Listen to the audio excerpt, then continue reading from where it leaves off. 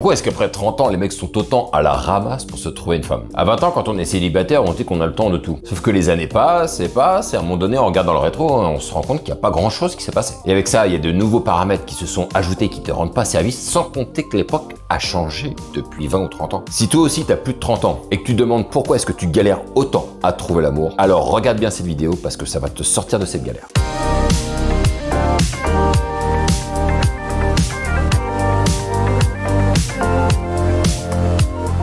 Comme je te l'ai dit, le problème lorsqu'on est jeune, c'est qu'on pense qu'on a toujours le temps de tout faire. Il y a largement le temps, on s'inquiète pas. Si c'est pas aujourd'hui, ce sera demain. Et on est un peu dans une optique où on se dit, on a tellement le temps que plus tard, s'il faut accélérer, on saura faire. Si j'avais su ça à l'époque, il y a beaucoup de choses que j'aurais pas faites de cette manière. Plutôt que de se dire, je peux y aller mollo et j'accélérerai s'il faut, j'aurais accéléré dès le début et comme ça me permet de décélérer une fois que je suis plus vieux. Or, comme j'y suis allé mollo quand j'étais jeune, je suis obligé d'accélérer maintenant alors que je suis plus vieux et que j'ai moins d'énergie. Si tu viens d'arriver ici pour la première fois, je m'appelle Brice, j'ai créé la chaîne Séduction pour les zéros, pour aider tous les hommes mûrs à se trouver une femme, comprendre comment faire des rencontres dans la vraie vie, en dehors des applications de rencontres. Que ce soit pour les gars qui n'ont jamais eu les codes, qui ne savent pas comment faire pour rencontrer une femme dans la vie de tous les jours, parce que oui, c'est possible, ou bien pour les autres, peut-être comme toi, qui ont eu une longue relation et qui ne savent plus comment s'y prendre. Ça fait une dizaine d'années que je me suis plongé dans le monde de la séduction en abordant des femmes en journée, en soirée, en bar, en club. J'ai même été aux États-Unis plusieurs fois pour aller me faire des stages personnels intensifs, pour aller aborder des femmes. Moi aussi, j'ai galéré, j'ai eu ma première nana que j'ai embrassée, avec qui j'ai couché à l'âge de 25 ans. Donc si je peux le faire, tout le monde peut le faire. Et si tu veux profiter de toute mon expérience et savoir comment faire pour rencontrer des femmes dans la vraie vie, va en description, tu trouveras ce dont tu as besoin. Et au passage, si vraiment tu as envie de soutenir cette petite chaîne artisanale, j'ai envie de dire, juste abonne-toi, non pas pour recevoir la vidéo, mais au moins pour soutenir la chaîne. Et maintenant que les présentations sont faites, revenons au sujet de la vidéo qui va nous expliquer pourquoi est-ce que à la trentaine, c'est si difficile pour beaucoup de gars de retrouver l'amour. Le souci lorsque tu es toujours célibataire à la trentaine, c'est que tu n'as jamais vraiment eu une vision d'avenir, te projeter avec une femme, savoir comment est-ce que tu imaginerais ton futur avec elle. Sauf que cette vision, ou anticipation comme tu veux, que tu n'as jamais vraiment eu, à un moment donné, elle te revient très vite en boomerang de la part de tes proches. Et tu te manges beaucoup de questions de la part de gens que tu connais, qui sont plus ou moins proches de toi, que ça peut être au travail, ça peut être tes amis, ça peut être ta famille. Par exemple, moi ça m'arrivait souvent lorsque j'étais au travail, d'avoir des gars qui me disaient « Alors Brice, t'as une meuf en ce moment là? T'es avec une gonzesse en ce moment ou quoi là ?» Et comme je disais « Bah non, j'ai rien », je me mangeais toujours les mêmes réflexions en retour qui disaient « Ah bah dis donc, faut pas traîner dis donc, hein, faudra peut-être s'y mettre ». Bien évidemment, c'était des réflexions qui venaient de personnes qui étaient déjà en couple, ils étaient en confiance, eux ils en avaient rien à foutre. Ta famille c'est pareil, mais dis donc, faudra peut-être commencer à y aller, dis donc. Bref, grosso modo, à la trentaine, si t'es pas en couple avec une gonzesse, tout le monde te fait comprendre que t'as la bourre. Et moi, le truc qui me faisait toujours halluciner, c'est de me dire qu'on ne prête jamais attention à ceux qui sont déjà en couple. Comme si du moment qu'ils sont en couple, ils sont sauvés. Et on ne se pose jamais la question de savoir si leur couple il est solide ou pas. Est-ce qu'ils vivent une relation qui les émoustille ou pas? Peut-être que c'est l'enfer sur terre,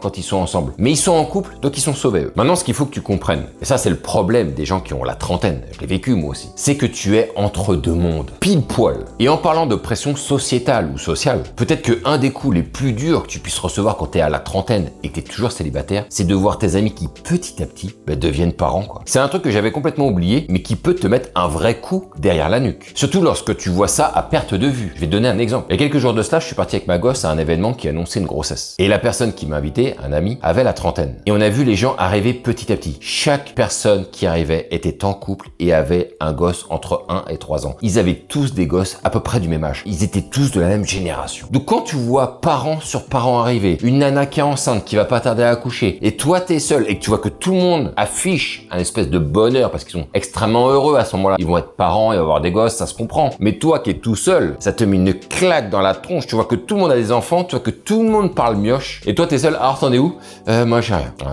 Voilà, c'est le désert. Et à ce moment-là, t'as un peu l'impression que tout le monde a embarqué dans le train du bonheur et qu'il y a que toi qui a pas su trouver la porte, quoi. Alors bien sûr, il faut pas prendre ça au premier degré. Personne ne sait ce qui va se passer dans les 5 ou 10 prochaines années. Qui peut prédire combien de ces couples vont rester ensemble d'ici 5 ou 10 ans? Personne. D'ailleurs, il y en a beaucoup qui vont se séparer. C'est certain. Mais bon, en attendant, tu te prends des claques de bonheur dans la tronche, alors que toi, tu le vis pas. Maintenant, il y a autre chose qui peut aussi expliquer pourquoi est-ce que tu galères autant à trouver une gonzesse quand t'as la trentaine. Ce sont les blessures du passé. Qui n'a pas eu de blessures amoureuses? La plupart en ont eu. Pas tous, mais la plupart. Et moi, j'en ai fait partie. Le problème, c'est que quand tu es jeune, tu idéalises un petit peu ce que c'est que de séduire ou de draguer une femme, une fille. Et si tu fais les mêmes erreurs que j'ai pu faire, peut-être qu'un jour, t'as déclaré ta flamme à une nana qui, elle, avait aucune attirance pour toi, quoi. Oui. Et quand elle te regarde regarde, elle te dit, bah non, moi je suis pas intéressé. Bah là, tu te prends la gifle de ta vie, hein. Tu repars une main devant, une main derrière, et puis tu te dis, bah c'est la dernière fois que je fais ça, plus jamais, je retente plus jamais un truc pareil. Trop douloureux, ma fierté, tout a pris un coup dans la gueule. Il y a un autre scénario aussi qui arrive à beaucoup de mecs et qui explique les blessures du passé. C'est que par naïveté, il y a des mecs qui se sont fait balader, ils se sont fait traîner par des nanas. Elles ont joué un petit peu avec eux, ils ont cru qu'il allait se passer quelque chose, et puis finalement il se passe rien. Voire même tu peux la recroiser un jour, bras dessus, bras dessous avec un autre gars. Ça aussi, ça m'est déjà arrivé. Et là, t'as un petit peu l'impression que c'est comme si elle se disait, bah tout le monde sauf lui, quoi. Non, bah toi, je veux bien sortir avec n'importe qui, mais pas avec toi, en fait. Donc bref, on pourrait écrire un bouquin sur tout ça, sur les blessures du passé, et qui font que à te prendre 2-3 gifles dans la gueule, bah du coup, tu tentes plus rien. Pourquoi? Parce que c'est trop douloureux, ça fait trop mal, t'as pas envie que ça te revienne encore au visage comme c'était arrivé par le passé. Et c'est comme ça que de fil en aiguille, tu peux terminer à être célibataire pendant de longues années. Bien sûr, ça renvoie à quelque chose de beaucoup plus puissant si tu laisses traîner ce truc-là, c'est que pas de game à 20 ans, pas de game à 30 ans. Je vais pas te faire un dessin si tu n'as jamais su comment séduire une femme et comment fonctionne le principe des relations homme-femme, tu pars avec un énorme déficit. Et plus tu deviens vieux, plus ce déficit s'agrandit. Tu peux avoir l'argent que tu veux, tu peux avoir la position dans une entreprise que tu veux. Si tu n'as pas de game, tu es un zéro. Ça tombe bien, c'est le nom de la chaîne. Si tu n'as pas de game, clairement, tu vas galérer toute ta vie, même si tu représentes tout un tas d'avantages factuels, comme des cases qu'on pourrait cocher. Mais ça suffira pas. Et ça va passer par avoir de la confiance en toi. Tu vas devoir bâtir ta confiance en toi, être à l'aise au contact des femmes. Et si tu en as rencontré peu, bah clairement, tu pourras pas être dans cette situation. Et donc, tu devras être amené à rencontrer beaucoup de femmes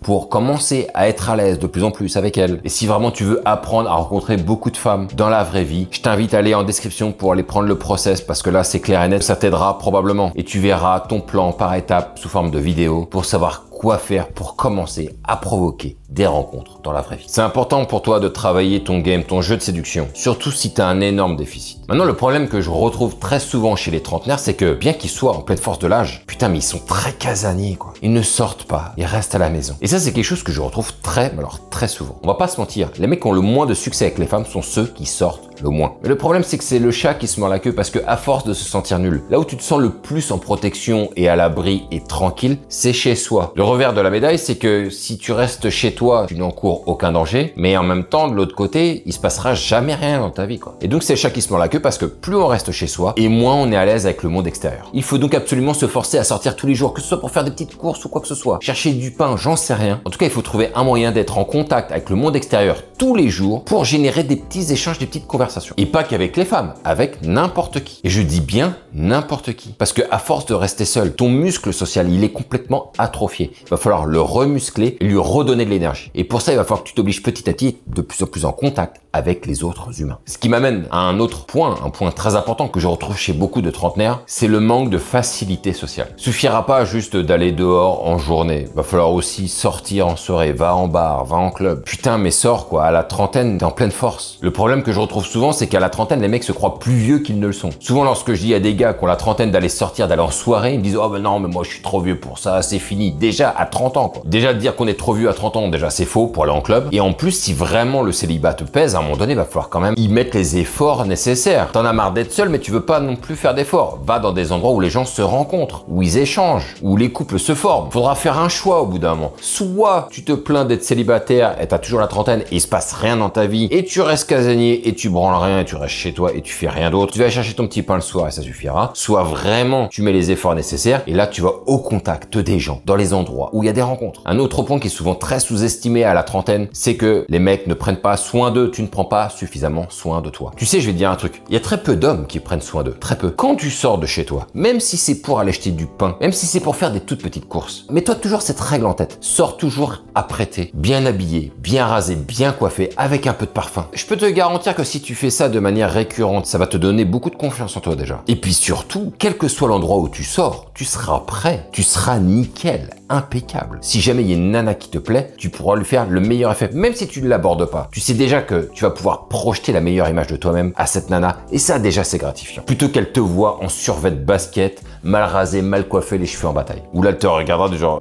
pas terrible. Et je trouve d'ailleurs que le fait de ne pas être apprêté, comme je vois très souvent chez les mecs, fait qu'en fait ils se mettent pas en mode rencontre. Ils ne sont pas prêts à faire des rencontres. Pour moi, un mec qui est apprêté en permanence, c'est qu'il est prêt à faire une rencontre immédiatement. On ne sait pas ce qui peut se passer. Tu ne sais pas qui tu peux croiser. Jamais. Tu sais, les nanas, elles ont l'habitude de sortir, il faut souffrir pour être belle. Mais moi, je trouve que les hommes doivent se dire la même même chose. Il faut souffrir pour être beau. Et en bonus, si tu es toujours célibataire à la trentaine et que t'es resté beaucoup chez toi à regarder des vidéos, la télé, etc., c'est que tu t'es fait probablement retourner le cerveau par soit les féministes, soit par les prêcheurs de vérité type Red Pill. Et donc là, tu penses que c'est très difficile, qu'on ne peut plus rien faire. D'un côté, tu vas voir les nanas qui vont dire non, mais il faut pas les aborder, faut pas leur parler, faut rien leur dire parce que sinon, c'est une agression de leur espace vital. Et de l'autre côté, tu vas avoir des gars qui vont te sortir que les nanas, elles abusent des hommes, elles jouent avec eux, elles les utilisent à leur propre bénéfice, quitte à te détruire toi de ton côté, blablabla. Et du coup, l'amalgame de tout ça fait que hop, hop, hop, hop, les gars, c'est trop compliqué, je préfère rester seul. Et donc, si tu gobes tout à 100%, que ce soit d'un côté comme de l'autre, tu finiras célibataire toute ta vie. À toi de voir ce que tu veux faire.